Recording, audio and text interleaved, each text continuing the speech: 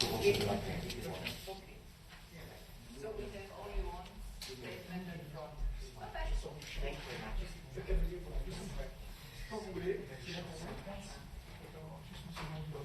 Just 30 seconds and we will go.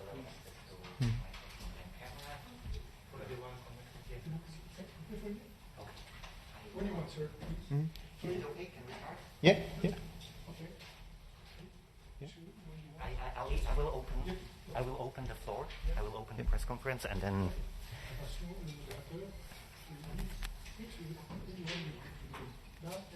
We can.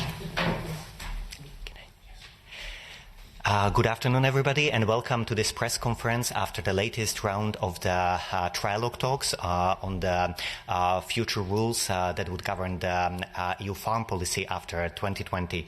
Together with me here is Mr. Norbert Linz, who was the Parliament's chief negotiator and is the chair of the Agriculture Committee, and three rapporteurs who led the negotiations on the strategic plans, common market organization, and financing management and monitoring of the CAP regulations, Mr. Jahr, Ms. Müller, and Mr. Andrew, respectively. First, I would like to give the floor to Mr. Linz so that he can inform journalists about the outcome of the trilogues. Mr. Linz, please, the floor is yours. Vielen herzlichen Dank. Yes, thank you very much. Welcome to all of you to our press conference, and thank you to the three rapporteurs who are here in the room. Just very briefly, I can say we have a deal. Yesterday evening, last night really, just after 1 in the morning, we were pretty sure we had it wrapped up, and now we finally know that we have. So after 3 years, 25 trialogues, 3 super trialogues, 1 jumbo trialogue, over 100 technical meetings, many negotiating meetings, we now have an ambitious agreement. This is the most ambitious reform since the McSherry reform of 1992. The new CAP is in line with the Green Deal and brings income and food security, environmental protection, and a new social dimension. And it brings all these things together and makes the CAP future-proof. We've held discussions over the environment, and I'm pleased that the agreement has farmers in focus and ensures that they can remain competitive. We need sustainability in economic, in social and environmental terms. When it comes to the negotiations, I can say that they were tough. We didn't always agree. There were some very difficult discussions, and at times things didn't look good. But nevertheless, we do have to recall to the Council that we negotiate on an equal basis with them, as is stated in the Lisbon Treaty. So I'd like to thank Peter Jahr for the strategic plans regulation, Ulrika Müller for the financing management and monitoring, the horizontal regulation, and Eric Andrieux for the CMO, Common Organisation of Markets regulation. We've worked as a team, we've stuck together, we've fought to defend the European Parliament's mandate, and I believe that the result speaks for itself. So, therefore, I would call on the agricultural ministers who are meeting in Luxembourg on Monday to accept this compromise. It might not be perfect, but in my view, it is a good compromise. The CAP will be fairer, will be more sustainable. It'll be good for farmers and really focuses on what they do. Small and family-run farms will get support. It ensures that we will have an attractive countryside, and it gives farmers incentives to do more to protect the environment. The rapporteurs will talk about the key points. I'll be giving them the floor in a minute. There are just a couple of important things that I want to say. Redistribution, eco-schemes, and also the social dimension. I think these are the 3 most important points here. I mean, everyone's got to look for what's important and decide that for themselves. But I think these are the most important achievements that the European Parliament has brought home. And I would say that when we compare this to previous CAP reforms, and when you look at the institutional balance we have, I think that the European Parliament really has this time achieved more in terms of the elements that are close to its heart. I think we've negotiated well, and I think we can be very satisfied with the result. I think that's enough from me. I'm now going to ask Peter Jahr to come up here and talk about the CAP strategic plans, please. Thank you very much. I would now like to invite Mr. Peter Jahr to take the floor. And before he takes the floor, I just would like to remind journalists that if you would like to ask our rapporteurs and the chair of the committee questions, you can raise your hand so that we would see you and could then give you the floor. Mr. Jahr, the floor is yours now. Ja, vielen Dank. Thank you very much indeed. It's a good day for everybody. Thank you for being here with us till the end. It's also good for agriculture in Europe. I think we've shown that we can deliver. There have been differences between Council, Commission, but we've delivered. And I stood here a couple of weeks ago here and I said how things were going. Overall, I think it's been a learning process for everybody. You know, you leave the room, you come back in the room, you have to move forward. Second most important thing. This is going to be economically, socially, environmentally just. Those three things, I would have said, should have been included right from the beginning, but socially, economically, environmentally just. That's important. We'll see what happens over the next few years. But with this new CAP, we want to make sure that things are deliverable. We want to be able to show that our agricultural policy can be successful economically, socially, environmentally. We shouldn't be leaving this to experts. I think this is one of the most important points as far as side effects are concerned. If you look at what we've managed to deal with, redistribution, there's obligatory redistribution now, 10% from the first pillar that has to be redistributed. Big to small, or member states have to find proper measures. That's a real success. We've taken out a lot of the small print.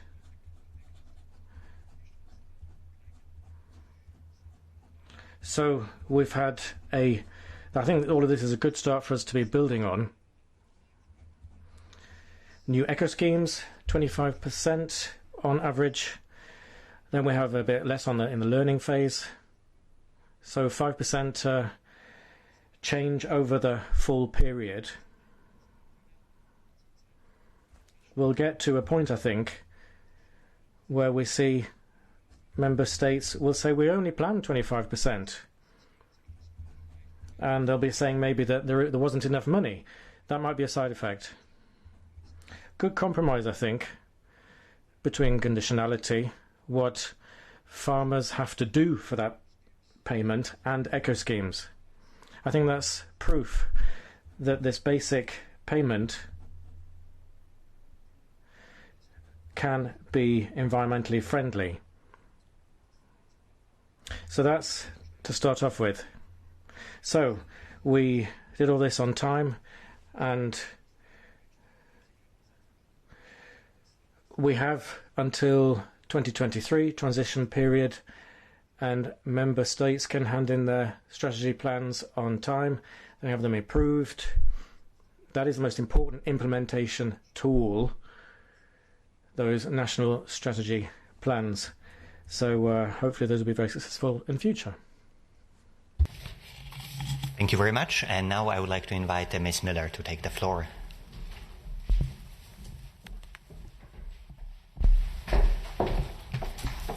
Vielen herzlichen Dank. Ja, Thank you very much. I'm also very pleased that we've been able to successfully find such a good agreement, and we now hope that this will be approved in the Agriculture Committee, and then we'll get a good majority in plenary so that we can move on to the new CAP. Now, I was the rapporteur for the Financing, Management and Monitoring Regulation, the horizontal regulation. We have a new model anchored there. We've achieved a new structure. We now have ensured that member states can have the necessary flexibility, but they can also be sure that they won't be sending back funds because that's been achieved. And we've also ensured that there's a great deal of transparency for European citizens. We have transparency over the final beneficiaries, but also transparency as to how European money is being used.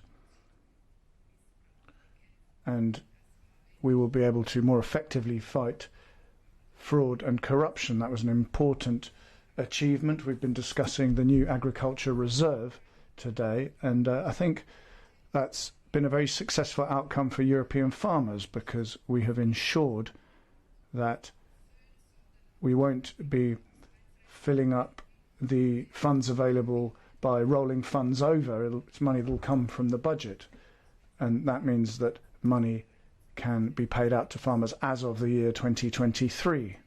That's a massive success because we can ensure that money flows back to farmers and is available to them. Now, as the Renew Europe group, we have worked actively on the strategic plans, and I would also like to say that these extended eco schemes were extremely important to us. We now have flexibility for member states to do more for the environment, for nature and natural protection. And I am certain that our European farmers are prepared to use these measures and green our agricultural policy. So this is a massive success. These widened eco schemes mean that a lot of money can be invested under the second pillar. There are many hectares that will receive more environmental protection because they'll be able to use these eco schemes. As a woman, it's particularly important to me, and I'd like to thank Peter as rapporteur here because he has managed to ensure that women are explicitly mentioned in our report. We now have more women farmers who are taking responsibility for farms, and the definition of active farmers and the young farmers programme show that European agriculture policy wants to be balanced and also to ensure that new generations can farm as well. My report deals with structure, transparency, flexibility, and also ensures predictability for farmers, and I think that creates a basis which leaves us in a good place. The main political decisions have now been taken, and I'm proud as a farmer to have been able to work on this here, to be involved in shaping all of this, and I now look forward to answering any questions you may have. Thank you. And now I would like to invite Mr. Andrew to take the floor. And by the time he does that, I would just like to remind journalists that if they would like to ask a question, they need to click on the raise hand button. If it turns yellow, your hand has been raised. Mr. Andrew, the floor is yours. Oui, merci. Thank you very much. Thank you to everybody. Important moment, I think. You know, thank you to Peter, Norbert and Ulrika. Been quite a few years. We started 2018. We were already in the negotiations back then. End of the line here. So compromise between the co-legislators, Parliament and Council on the COM, well, obviously we'll be dealing with each of our dossiers. This is a specific setup, this. As you all know, those who follow these negotiations, Commission 2018, in the first text, they didn't basically say anything on the CMO. And then the following council didn't say very much either. So we've negotiated, basically, exclusively, if you will, right from the beginning. We've been negotiating on Parliament proposals. That's an important thing to remember. We talk about Green Deal, biodiversity, farm to fork, how climate, trade, environments work together. What we've been able to do is improve the CMO to make sure it's adapted to the current situation. This is the first time since the existence of the CAP that we have concluded by more regulation than less.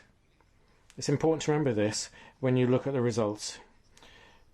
I'm not going to go through everything, there's too much in this, just a few hints, if I may, on managing agricultural crises. We've all said right at the beginning, both from the left, the right, the centre, wherever you're from, whatever your ideology is, farming markets are structurally unstable.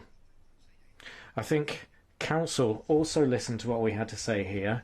We needed to renew all of the European tools we had to manage crises. And this is a very important point now, but in the future, these tools will be easier to trigger. Voluntary reduction of production, that'll be easier to do.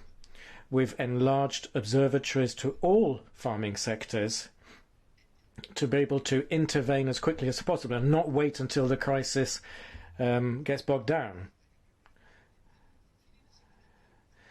The different security nets, safety nets, all of that has been strengthened. Control, monitoring, that's all more efficient so that we can deal with financial speculation. All of that we managed to get in the negotiations.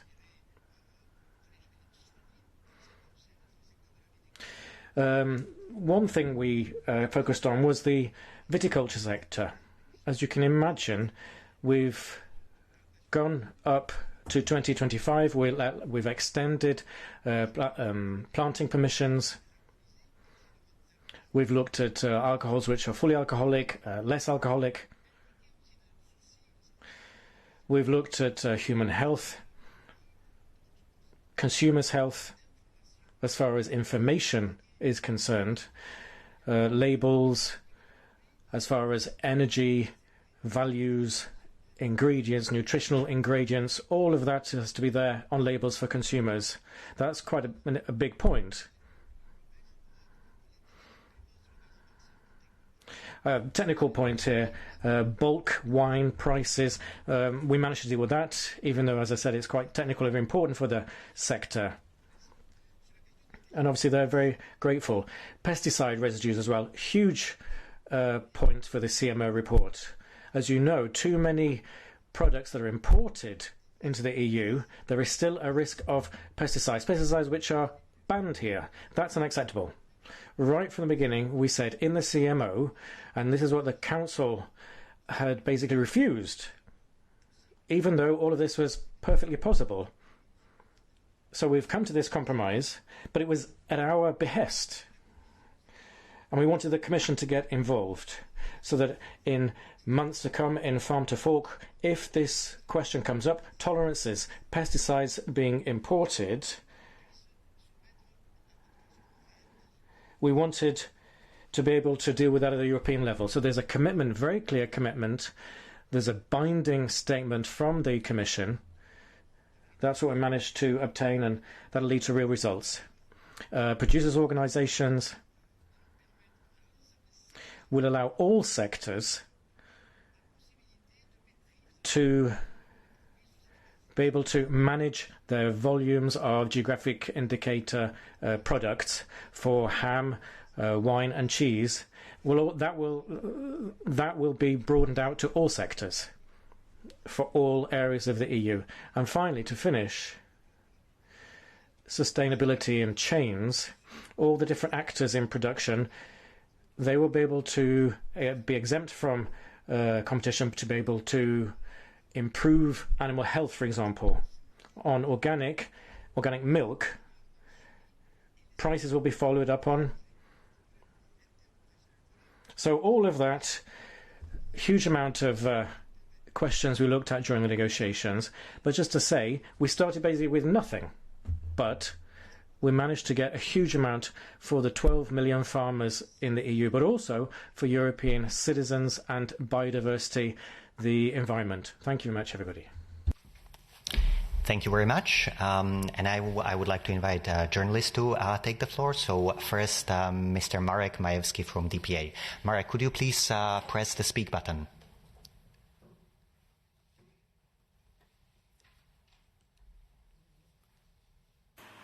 Can you hear me? Perfect. Yes, go ahead, please. Perfect. I would continue in German if you allow. Ich habe zwei Fragen. Two questions. How much money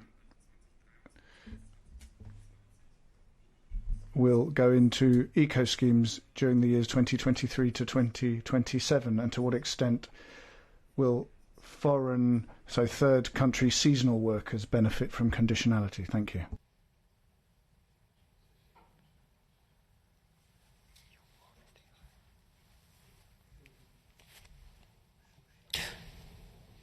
Peter, ja, soll ich ganz kurz?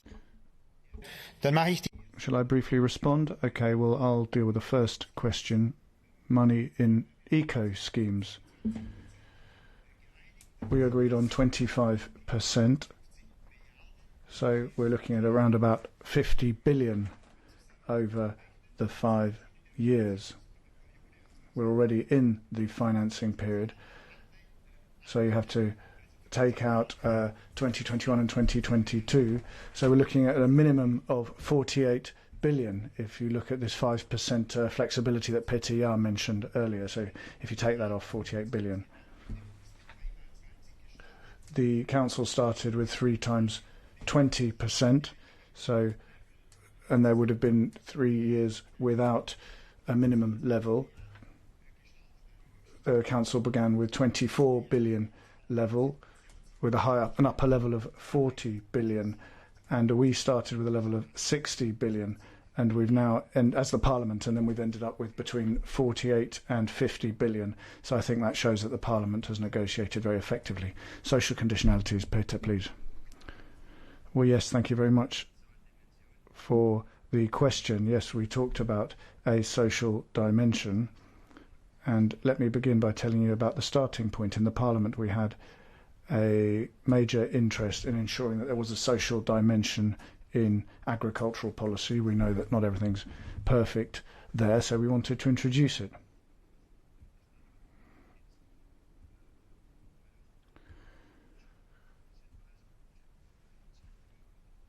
Here, of course, we can only deal with agriculture, not other sectors, of course. Now, a second point, at the start of negotiations, member states were fully against this. They completely blocked it. This came under their own responsibility. Brussels had no competence there. They wanted to organise their own working conditions. But we continued to push for this. We wanted to ensure that there was a social dimension. There was an assessment carried out as well. We wanted to ensure all this took place without more bureaucracy. So we have this in there. And now seasonal workers.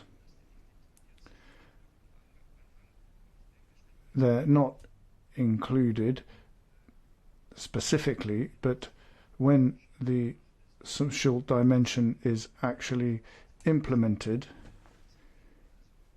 well, I think that will lead to progress. So I would ask you for a bit of patience.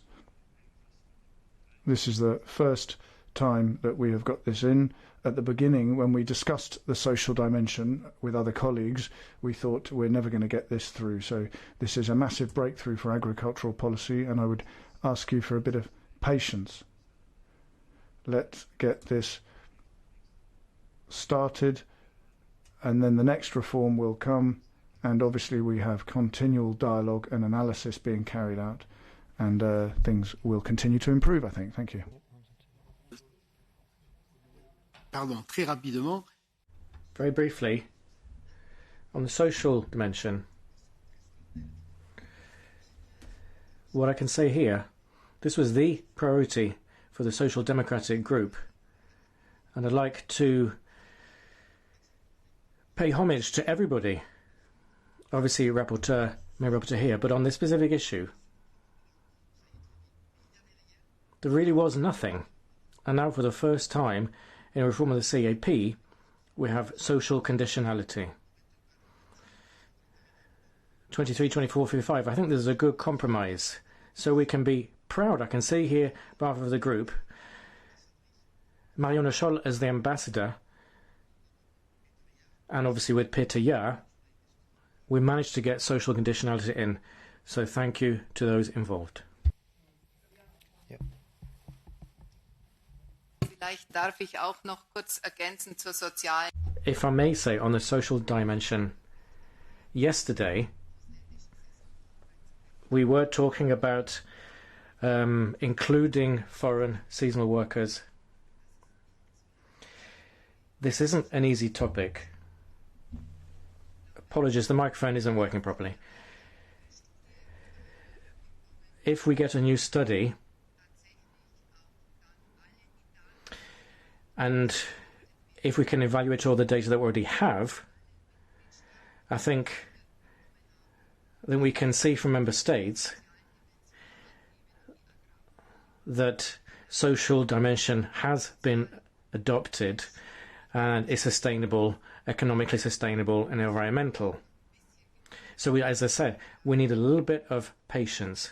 But for a couple of years ago, we could never have imagined that we would have managed to get to this point. Yesterday I was there, and we understand what the obstacles are. We understand particularly what those blocks were, but we think we're making a huge step in the right direction.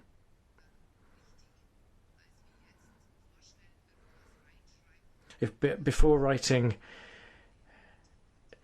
write anything that has no legal basis, let's just deal with what we have. Thank you. Thank you very much. Now I would like to invite Axel Mensch for Agri-Zeitung to take the floor. Axel, could you please push the speak button?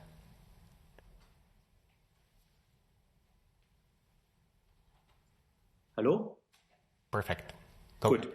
Frage an Herrn Jahr. To Mr. Jahr, I'm from Agri-Zeitung in Germany. The impression is that in the end phase you were conceding more parliament. I don't necessarily believe that, but I would like to hear from you what last night you were able to get through, not generally speaking, but very specifically in the presidency proposal. Secondly, on the Green Deal, Mr. Timmermans had always said that the targets in the Farm to Fork strategy, that they should be put in the national strategic plan straight away. Member states, however, would like to wait for the legislative process. Which side was Parliament on there in that controversy? And secondly, if I may, for Mr. Andrieux, on sugar. Could you tell us the results there? Is sugar now an intervention product? If it is, why? We reformed the sugar market quite a few years ago. We liberalised it.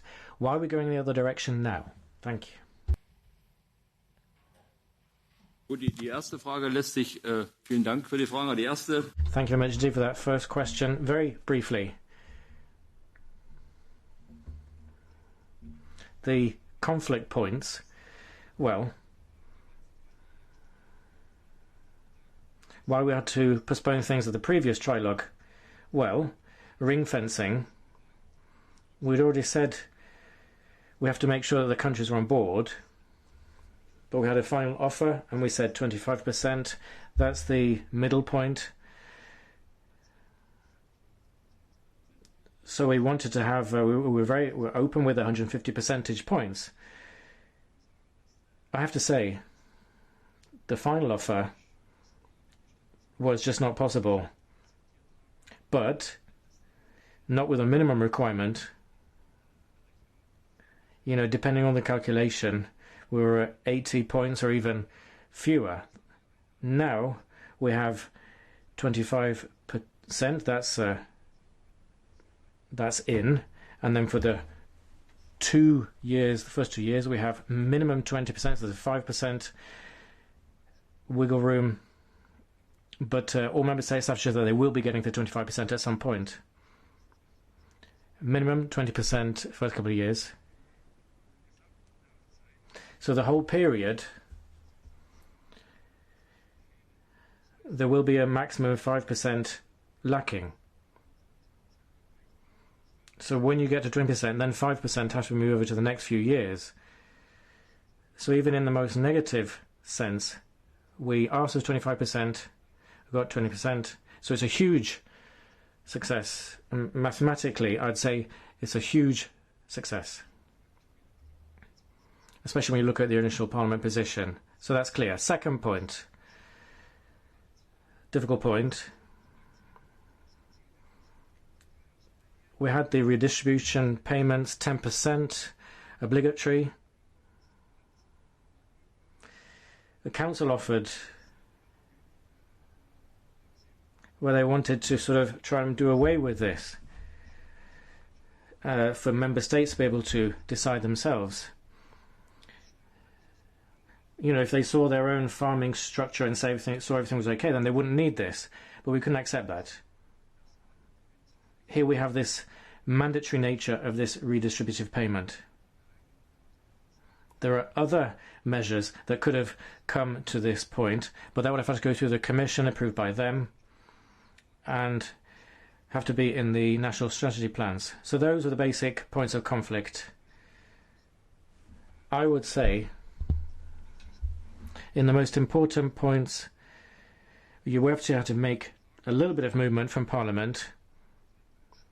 We heard that from committee chair. But I don't think the council thought that we would ever say no. You know, we were treated as equals. So that's what we managed to do. Green Deal alignment, würde ich sagen. On alignment with the Green Deal, I think the Parliament was between the Council and the Commission. We agreed with the Council that there needs to be a legislative process that is then implemented in the basic legislation of agricultural policy, but it was also important that strategies were mentioned and that strategies would make, that we could make a contribution to the strategies. At the end, we discussed whether they should make a contribution and whether the legislative activities should be consistent when it comes to the alignment with the Green Deal. Well, we wanted to see that implemented, but we wanted to see consistency with the Green Deal, and so that wording's there. So I think that at the end of the day, this was a success for the European Parliament. Eric, yeah.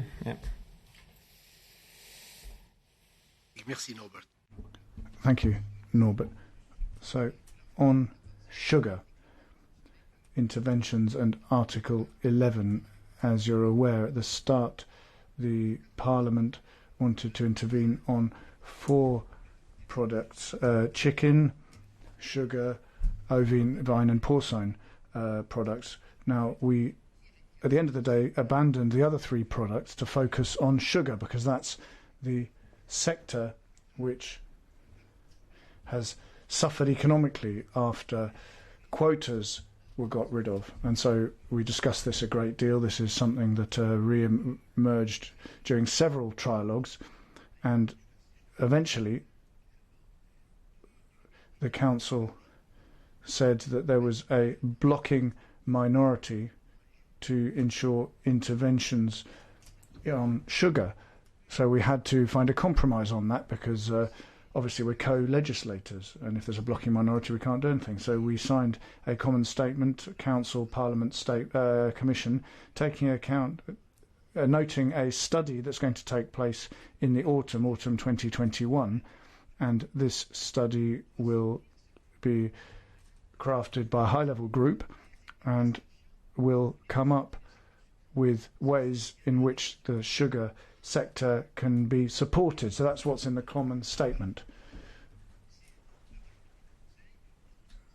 Then we will meet again to see what we can do to support the sugar sector. This isn't what the Parliament wanted, this is what the majority of the Council wanted. So that's our compromise on that.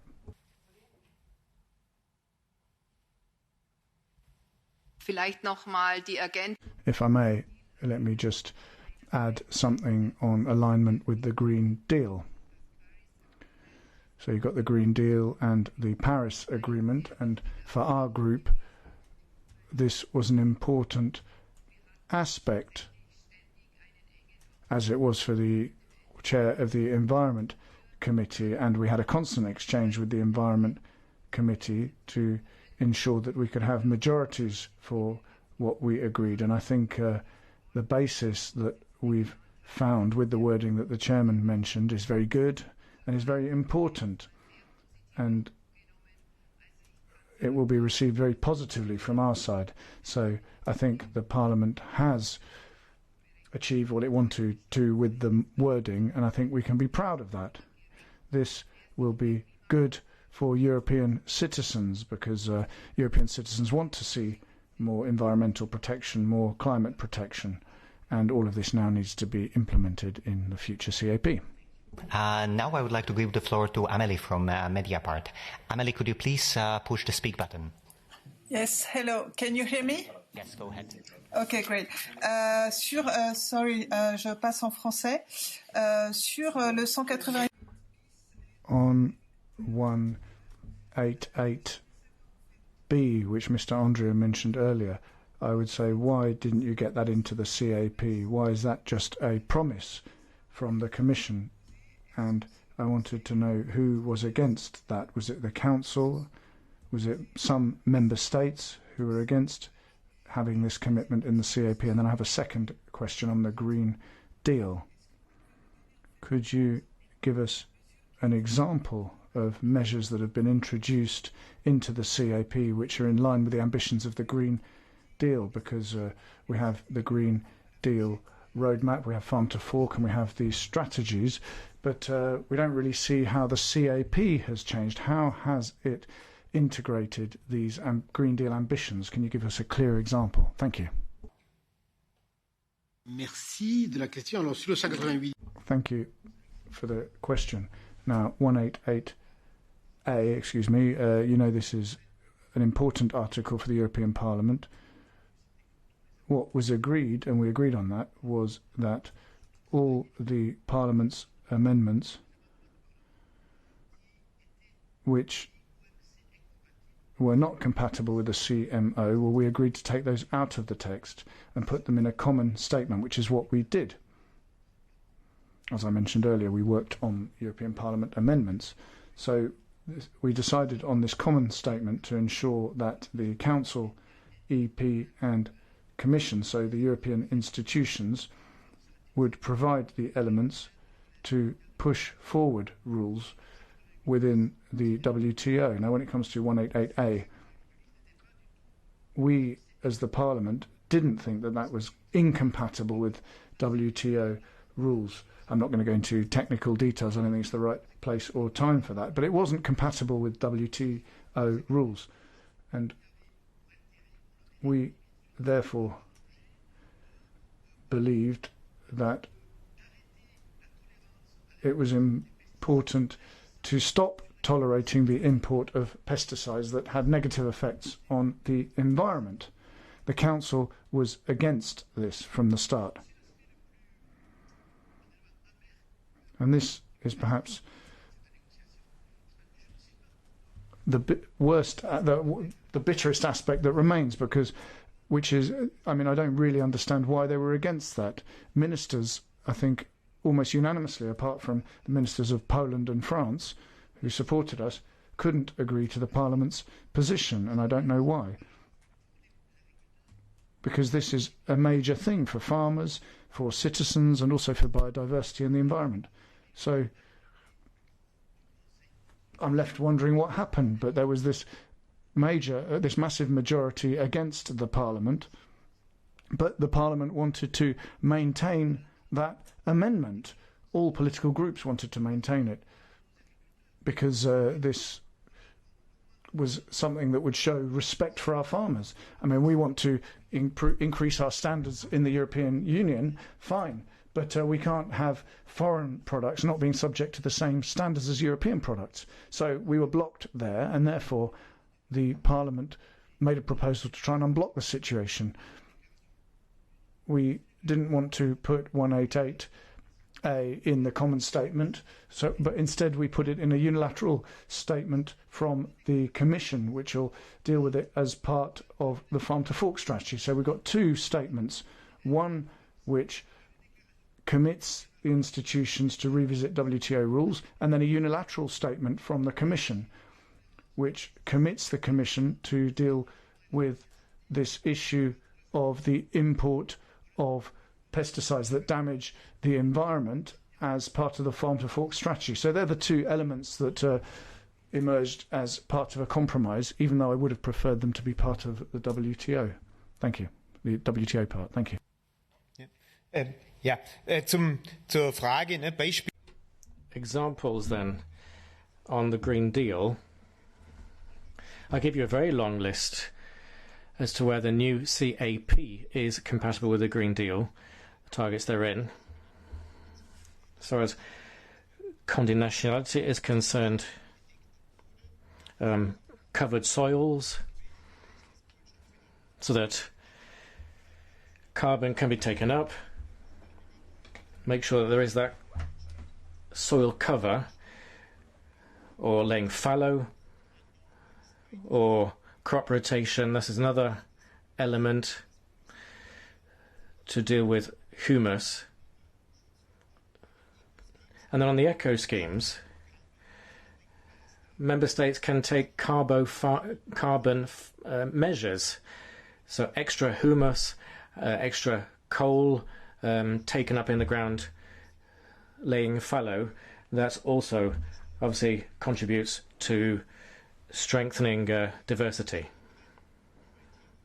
And then second pillar, farming environmental measures, animal health measures. That's also links up to the Green Deal. More money for investment when we're talking about animal well-being.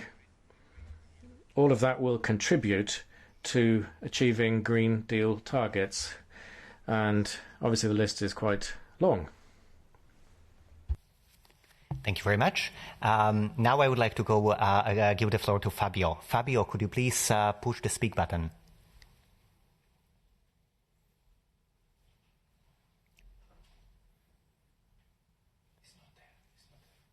Okay, so apparently Fabio is not there. Then Heta, could you please push the speak button now? Yes, I hope you hear me. I'm Heta Hassinen from Finnish News Agency.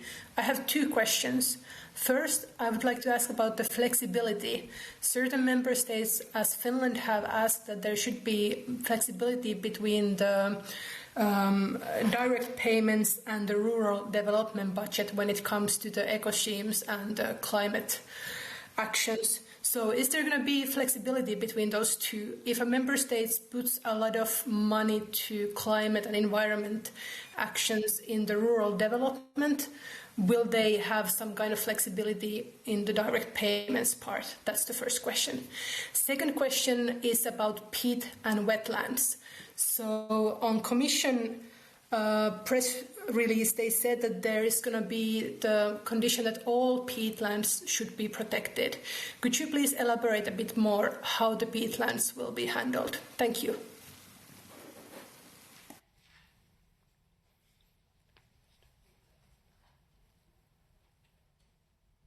Gut, ja, vielen Dank. Thank you very much. On the second question,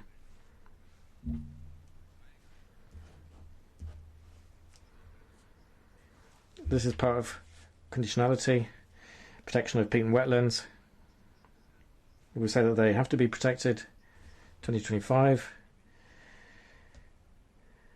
Member states should be able to provide the necessary materials. They've said they're not able to precisely define where these wetlands are. So this is a compromise. But we think they should be maintained, protected. No contradiction here. You know, farming of these areas can continue. Long history there. Important for the CAP. Secondly, flexibility. 15% basic flexibility first to the second pillar. Second to first is possible as well. Important also, it was important for us anyway, and we got approval for this in the negotiations. Wherever the money is, whether it's in the first or the second pillar, once there is going to be ring fencing, but you can move from one to the other. So we can't waste money